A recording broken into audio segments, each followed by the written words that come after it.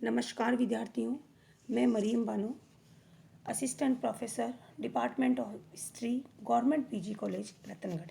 विद्यार्थियों, आज BA part third में अपन यूनिट फर्स्ट में अपन ने टॉपिक पढ़ लिया था पानीपत का तृतीय युद्ध, जिसके कारण परिणाम लगभग कंप्लीट हो चुके हैं और उसका पीडीएफ भी आपको भेज दिया गया है। आज विद्यार्थी हम जिस टॉपिक पर चर्चा करेंगे वो टॉपिक है महादजी सिंधिया। आपको पता है मराठा एम्पायर को कुछ समय तक यानी कि भारत की राजनीति को अपनी ओर जिन्होंने अपने अनुसार जिन्होंने चलाया, यानी कि मुगल एम्पायर में भी इनका खूब योगदान रहा, खूब इनकी राजनीतिक इतिहास, राजनीतिक पृष्ठभूमि पर इनकी बहुत अच्छी इमेज थी, बहुत अच्छे इनके कार्य थे। वो मराठा एम्पायर का एक हिस्सा यानी महादजी सिंधिया, आज हम उनके बारे में चर्चा करेंगे, जिसका पीडीएफ आप लोगों को ग्रुप पे सेंड कर दिया गया है। महादजी सिंधिया, देखिए विद्यार्थी, महादजी सिंधिया सिंधिया वंश के संस्थापक राणोजी राव सिंधे के अंतिम व पांचवें पुत्र होने के साथ साथ मराठा साम्राज्य के एक कुशाग्र बुद्धि, सरल स्वभाव, सहिष्णु और धर्मशीलता के साथ साथ उदार व्यक्तित्व के शासक थे, जिन्होंने ग्वालियर रियासत पर शासन किया था और अपनी योग्यता को साबित किया। महादजी सिंधिया ने 18 जनवरी 1768 से लेकर 12 फरवरी 1794 ईस्वी तक शासन किया। महादजी सिंधिया ने पानीपत के तृतीय युद्ध में भाग लिया। सिंधिया वंश के संस्थापक राणोजी राव सिंधिया के पुत्रों में से केवल यही ऐसे थे जो पानीपत के युद्ध में जीवित बचे थे। इनके विषय में हम 3-4 टॉपिक पर डिस्कशन करेंगे। उनमें से नंबर 1 पे है महादजी सिंधिया का इतिहास। इनका पूरा नाम है मेहरबान श्रीमंत सरदार सिंधे बहादुर महादजी सिंधे यानी महादजी सिंधिया। इनका जन्म हुआ था 1730 ईस्वी में। इनकी डेथ हुई यानी कि मृत्यु हुई 12 फरवरी 1794 ईस्वी में। मृत्यु के समय इनकी आयु थी विद्यार्थियों 64 वर्ष। इनके पिता का नाम है राणोजी राव सिंधे, माता का नाम है चिमाबाई। शासन अवधि है इनकी, जैसे मैंने आपको पहले भी अभी बताया है, जस्ट दोबारा फिर बता रही हूँ, 18 जनवरी 1768 से लेकर 12 फरवरी 1794 ईस्वी तक। इनका धर्म हिंदू सनातन, साम्राज्य मराठा साम्राज्य। परिवार, अन्नपूर्णाबाई इनकी पत्नी, भवानीबाई भी इनकी पत्नी, दत्ताजी राव सिंधे इनके भाई। इसी क्रम में अब ये परिवार का ही होगी चर्चा, अब इनके कार्यों की चर्चा। अहमद शाह अब्दाली और मराठा सेना के बीच पानीपत का तृतीय युद्ध 1761 ईस्वी में विद्यार्थियों लड़ा गया। इस युद्ध में मराठाओं के लिए यह युद्ध कुल मिला के मराठाओं के लिए नुकसानदेह रहा, क्योंकि भारत की राजनीति में जो मराठा एम्पायर की इमेज थी, इस युद्ध के बाद में मराठों का सूर्य अस्त हो गया। कई वीर मराठे सरदार इस युद्ध में मारे गए। मराठों का लगातार बढ़ रहा प्रभाव इस युद्ध के बाद मानो थम सा गया। महादजी सिंधिया उन गिने चुने लोगों में से थे जो पानीपत के तृतीय युद्ध के मैदान से बचकर वापस मराठा एम्पायर पहुंचे। इन्होंने इस युद्ध में अपने भाई को खोया। इस युद्ध के बाद उत्तर भारत में कमजोर पड़ी मराठा शक्ति को अगर किसी ने पुनर्जीवित किया तो मराठा एम्पायर में एकमात्र वो शख्स थे जो थे महादजी सिंधिया। इस बात को विद्यार्थियों नकारा नहीं जा सकता। मराठा साम्राज्य के पुनरुत्थान में 3 मुख्य स्तंभों में माधवराव प्रथम, नाना फडणवीस व महादजी सिंधिया, इनका महत्वपूर्ण योगदान रहा। अपनी अभूतपूर्व दूरदर्शिता और वीरता के दम पर इनके शासन में ग्वालियर व मराठा साम्राज्य भारत की अग्रणी सैन्य शक्तियों में से एक बन गया। 1771 ईस्वी में शाह आलम द्वितीय के साथ महादजी सिंधिया दिल्ली चले गए। वहाँ पर जाने के पश्चात इन्होंने मुगलों को बहाल कर दिया। वकील उल मुल्तुल बन गए वकील उल मुतलक बन गए। अपनी आगे की गतिविधियां जारी रखते हुए महादजी सिंधिया मथुरा की ओर गए। वहाँ पर उन्होंने जाट शक्ति को पूर्णतः खत्म कर दिया। इसके साथ ही 1773 व 72 व 73 ईस्वी के दौरान इन्होंने रुहिलखंड के पश्तून रोहिलों की शक्ति को खत्म किया। अब नजीबाबाद पर महादजी सिंधिया व मराठों सरदारों का कब्जा हो गया। कुल मिलाकर इन्होंने जाटों व रुहिलों की शक्ति को पूर्णतः नष्ट करते हुए मराठा शक्ति को बढ़ाया।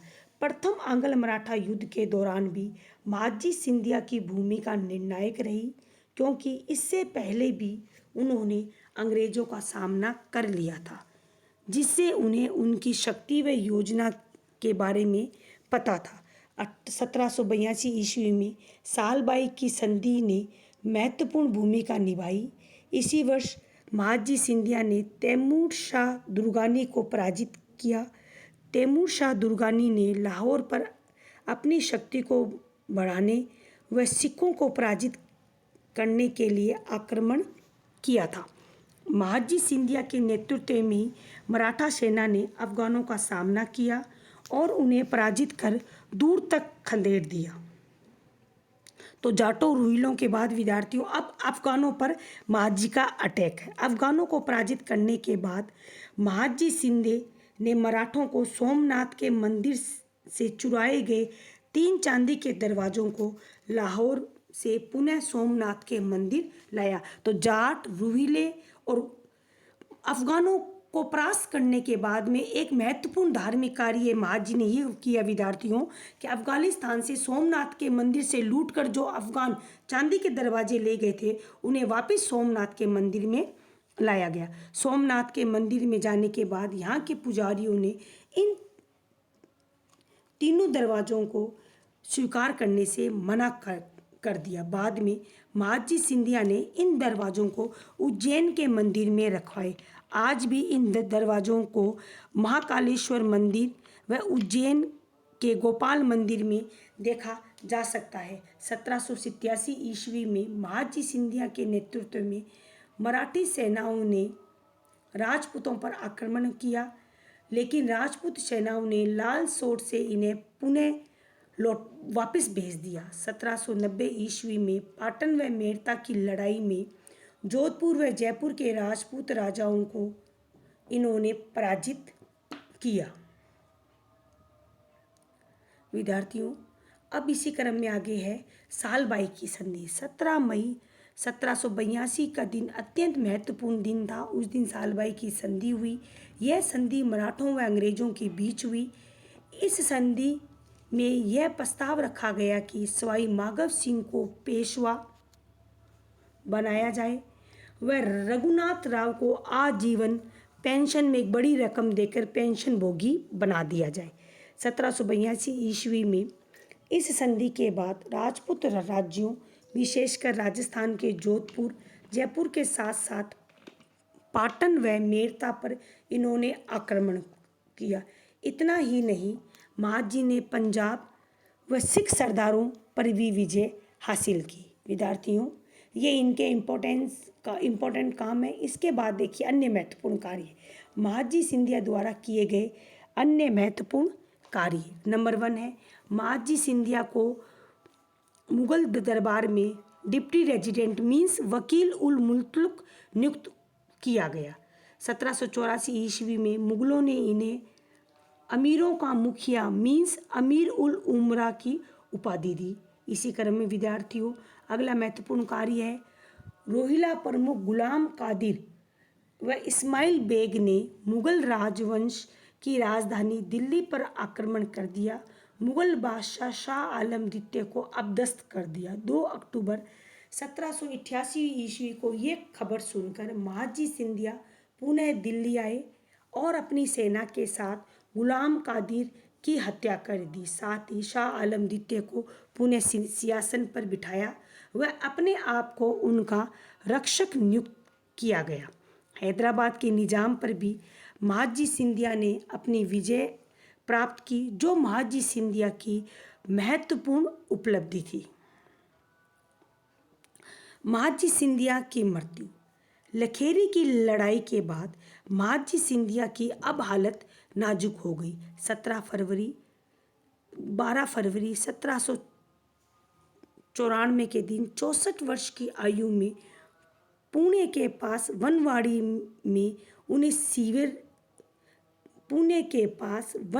में एक सैन्य शिविर में उन्होंने अपनी अंतिम सांस ली।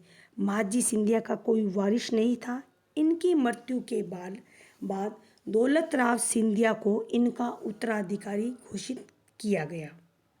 एक अंग्रेजी बायोग्राफर कीवी ने लिखा है कि 18वीं शताब्दी के दौरान दक्षिणी एशिया में महादजी सिंधिया सबसे महान व्यक्तित्व के धनी थे। वह आगे लिखते हैं कि उत्तर भारत में मराठा साम्राज्य की स्थापना करने में महादजी सिंधिया ने अपनी महत्वपूर्ण व निर्णायक भूमिका निभाई।